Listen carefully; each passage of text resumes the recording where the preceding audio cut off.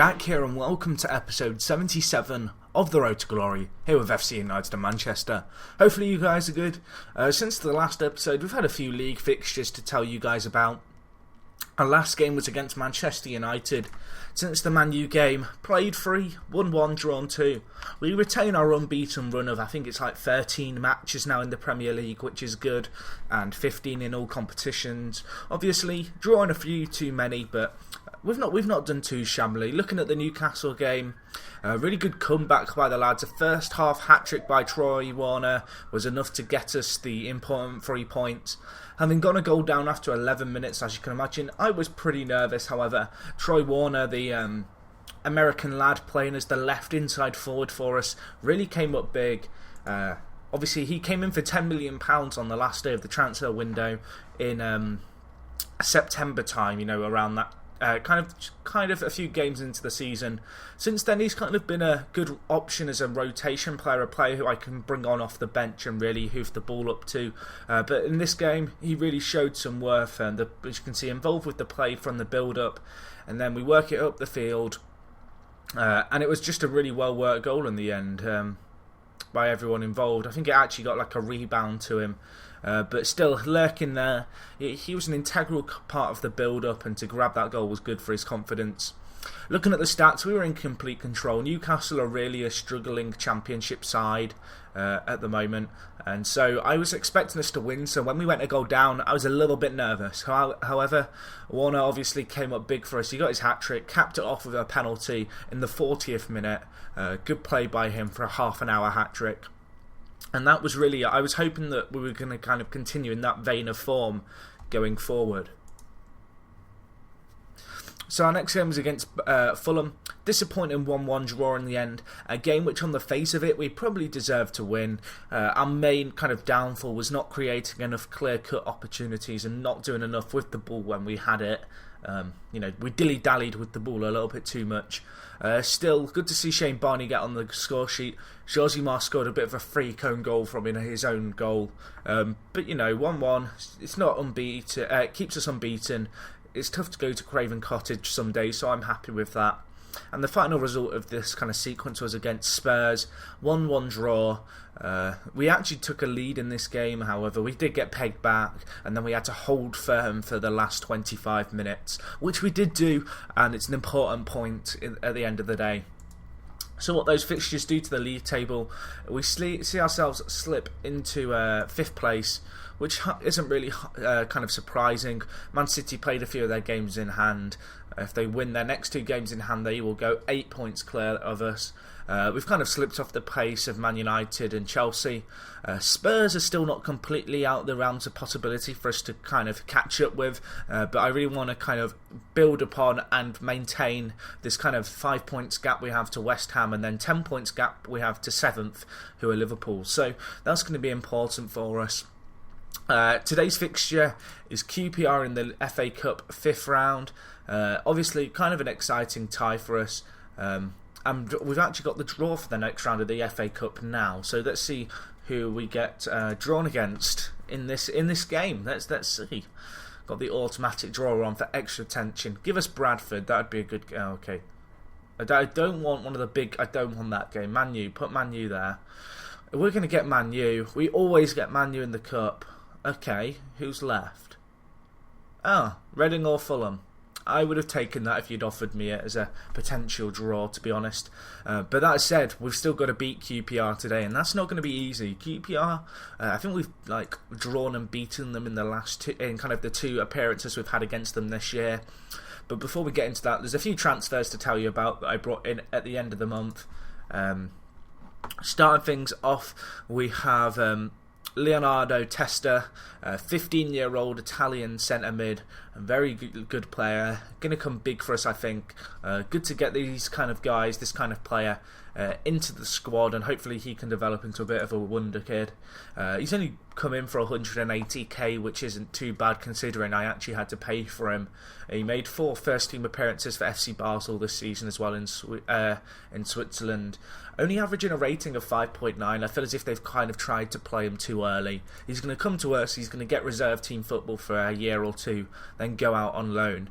And in the meantime, he is being tutored by an experienced player, which is an added bonus for him. The one other player to tell you about came in for 7.25 million. I had about £8 million left over, and I kind of wanted to just strengthen the attacking threat a little bit more. So we have Antonin Zorak. Is that Zorak? We'll go with Zorak. He's a Czech Republic international, 20 years old, bags of potential, can play left inside forward or striker. Really, he's a pretty nice complete package. If I could get his defence stats up, he could easily play kind of an anchorman role realistically. I mean, he has 9 marking and 9 tackling, so it's not as if he would be kind of lots of work to develop into kind of a more all-rounded player. He's got that 20 teamwork and 19 work rate. That's a big attraction of mine towards him. Oh, that sounded wrong. But you guys know what I mean. That's kind of what drew me to him, the fact that he had this teamwork and work rate, and he is going to work for the ball, and I do have a very hard-working side. So looking at our starting 11 kind of for today's game, the only injury to tell you about, there's 2 actually, is Moyano, but he's been out for such a long time now, I've just become accustomed to not having him. And Glenn Stewart is out injured. I'm just trying to think, were there any transfers on the out? Let me check this. We can check that quickly. History outs. Oh, okay. So Snoozenberg's gone on loan to Birmingham. Adrian Gill, the young kind of prospects, back on loan at Stevenage. And David McCallum's gone on loan to Crystal Palace, just for those of you who are actually interested. But as I've mentioned, we're going to today's game with a fairly full-strength squad. It's going to be interesting to see how the guys perform. Are we home or away to QPR? We're at home, and it is on TV, the game. You'd kind of expect us to go out there and get a result. So it's going to be interesting to see how we get on. Looking at our first team, I'll give you a rundown of the first team. So we have Josimar in goal, first choice keeper. This guy, he's been looked at for the Brazilian national side. I don't think he's been included yet, but I think he will be in the future. He's been big for us this season. We had Peltola obviously for a number of years, who was a great goalkeeper. However, he wasn't a player who won you matches individually, whereas Josimar, some of the saves he makes, like, he's unbeatable at times. So he's in the squad. At right back, normally we have Glenn Stewart, all-round beast, Northern Ireland international, 41 caps at the age of 24, average rating of 7.44 in his career, but in the last 3 years he's never been below a 7.5, 21 appearances this year so far in the league. A little bit disappointing that he's injured, but one of those things we have to be able to get on with and kind of adapt for. At the rocket, kind of at the heart of our defence, we have 2 absolute rocks. We have Jorge Benitez, now 19. This defender's got bags of potential. He's easily one of the best centre-backs in terms of prospects in the world. Came in for £12 million, which wasn't cheap. This year averaging a rating of 7.52. You can't argue with that. And alongside him is partner Pablo, I think he's one of the top kind of players to make appearances this year. 28 appearances in all competitions. Average rating in the league of 7.4. Another guy who's really just a rock at the back, and him and Benitez have started working well together. Like last year time when I was bringing in a lot of kind of new faces and stuff, we brought in January time kind of a fresh back four near enough. I think Glenn Stewart was the only kind of back four member who didn't have anyone challenging for his position. So like they're starting to work perfectly now together, and those two have really formed a partnership this year. At left back we have Jonathan Farias, 20 years old, wing back, loads of potential this guy.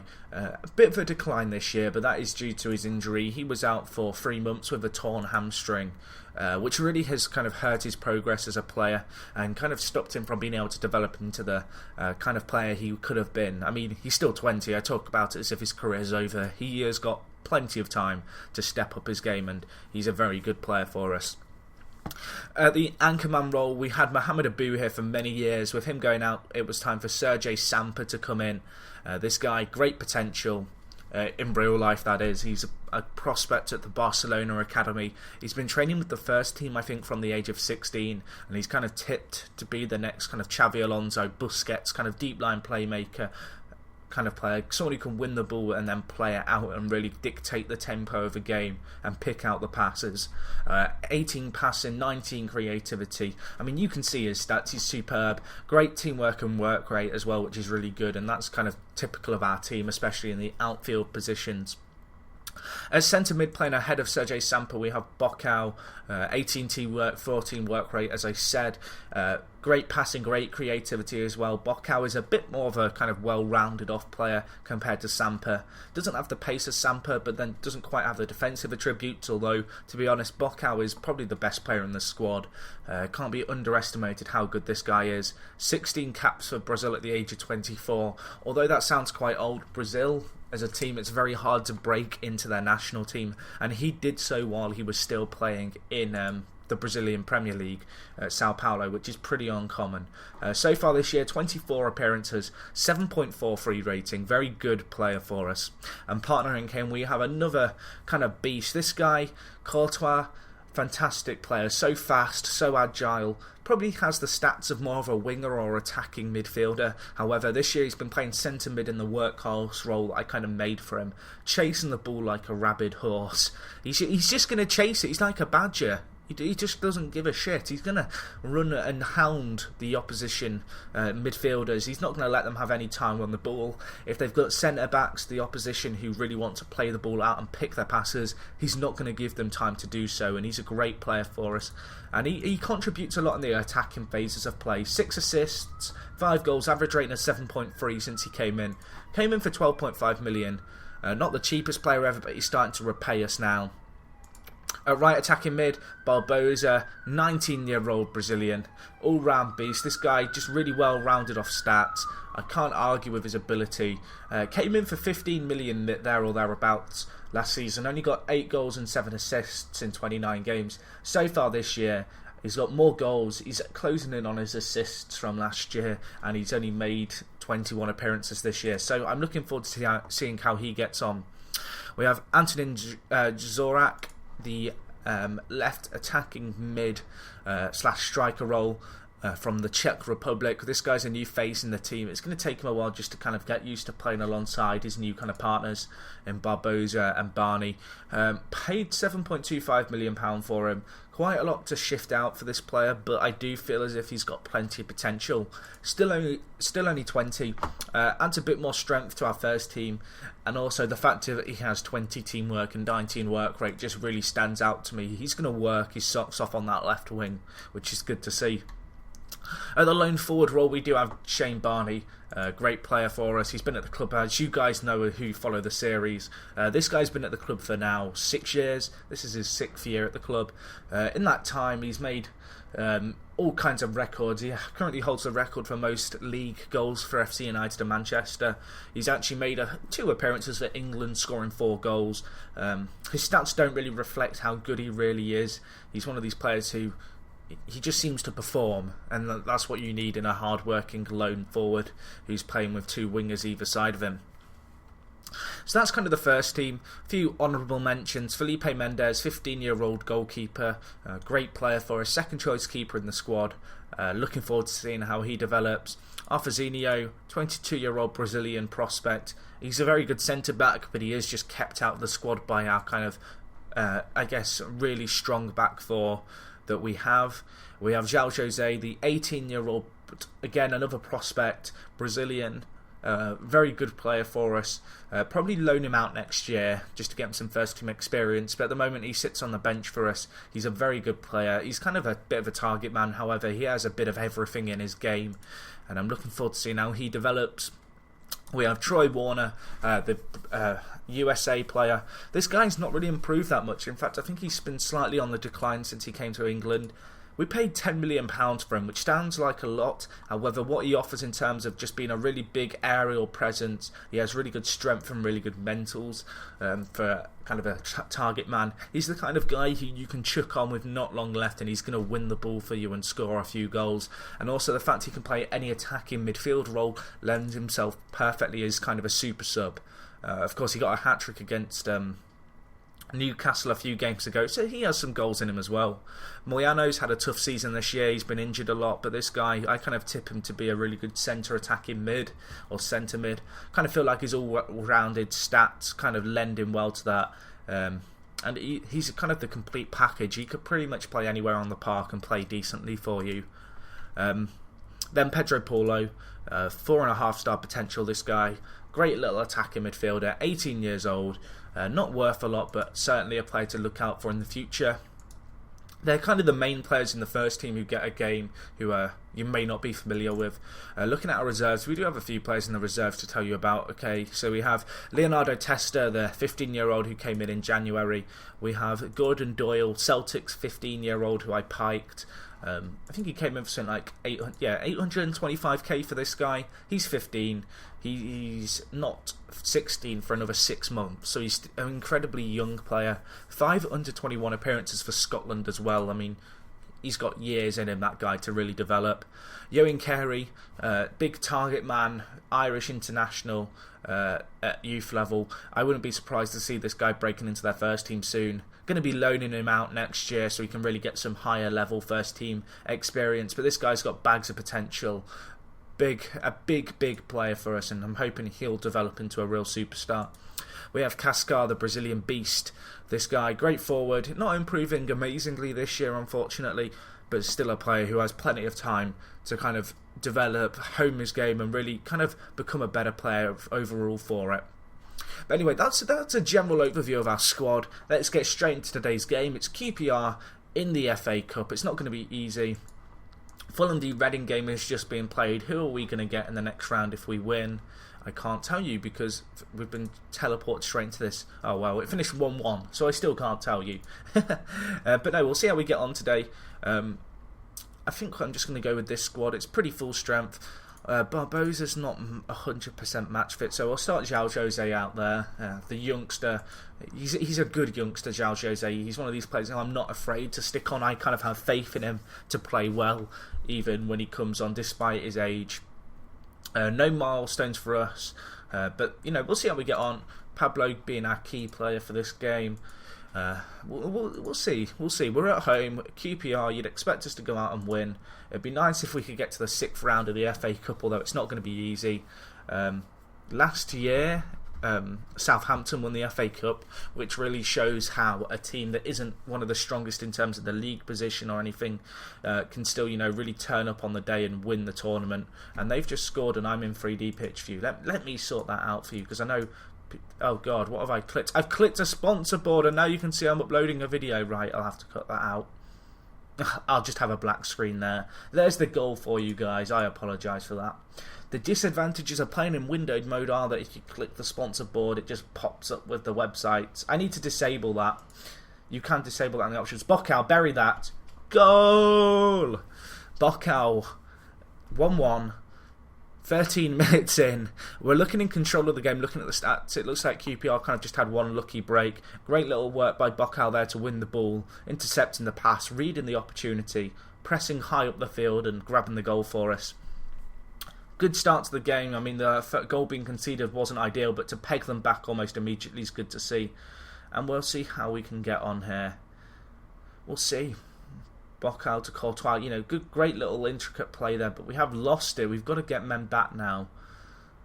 Wow, okay, we're doubling up, and wow, if they score this, that's just shoddy defending. Poor defending by us. Just no one picking up the men, doubling up, leaving players kind of in space to run into. The ball gets eventually switched, and Roberto's there for QPR to grab and goal for them with their second shot on target of the game. So that's a little bit disappointing. Looking at the stats though, we are in control of the game. A little bit unlucky. We'll tell the players they've been unlucky, because they have been unlucky boys. Things just haven't gone their way. Midfield passionate. There's a lot to come from you, and I believe you have what it takes. So, same for you, Shane Barney. Let's see how we get on here. Barbosa is on the bench. I may well bring him on for Barney come 60 minutes, because Barbosa really is a game changer as a forward. He's the kind of player you can bring on and really make a difference with. If they score here, I'm also going to need to bring him on. Right, time for change. What kind of change do I make, though? That is the question. We're going to have to go more attacking. I know it's early days to throw on a lot of forwards, but we really just need to, mix things up. I'm going to go with Warner as a big target man up front. Farias and Musavi push up. We can go a bit more direct and a bit longer now that we have Warner really sitting up the field, going narrow, closing down all the time. Defensive line, well, slightly less pushing. Target man supply to head. I think we'll go with that.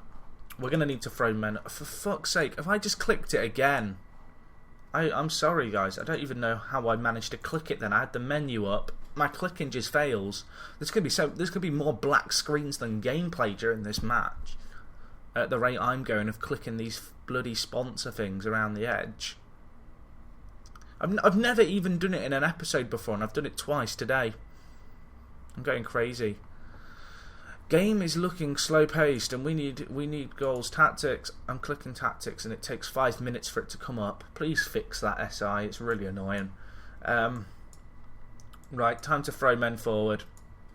Please YOLO Dolo swag. Right. Maximum attack.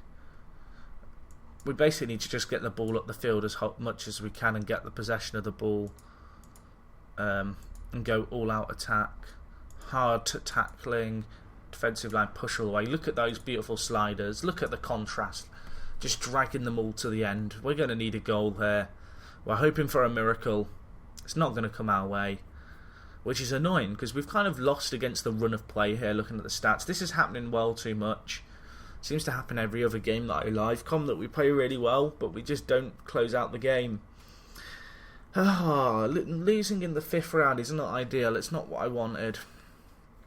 A little bit annoying, but one of those things, I suppose, at the end of the day, which I can't argue with. Courtois there with a chance, hits the crossbar. Boza scores, but it's going to be too little too late. You've got to feel, unless we're going to go for a crazy Fergie time goal, which isn't going to happen. But Courtois there, finding a little bit of space, cannoning it against the crossbar. Boza, with his determination, desperate to get to the ball and grabbing it with a header.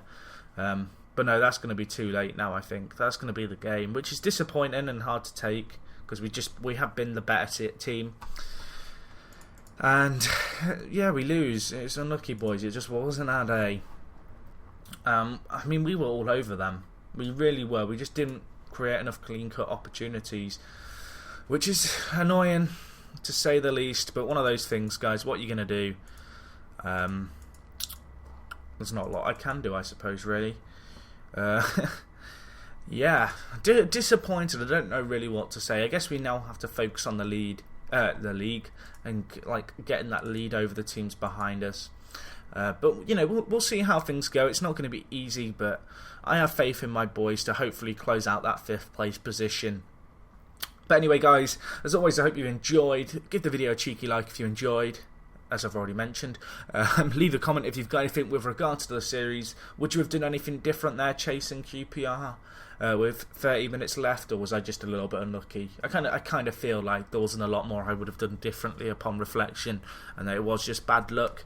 Maybe let me know down below in the comments. And other than that, guys, it's me, Jack, and I'll talk to you guys in a bit. I'm out.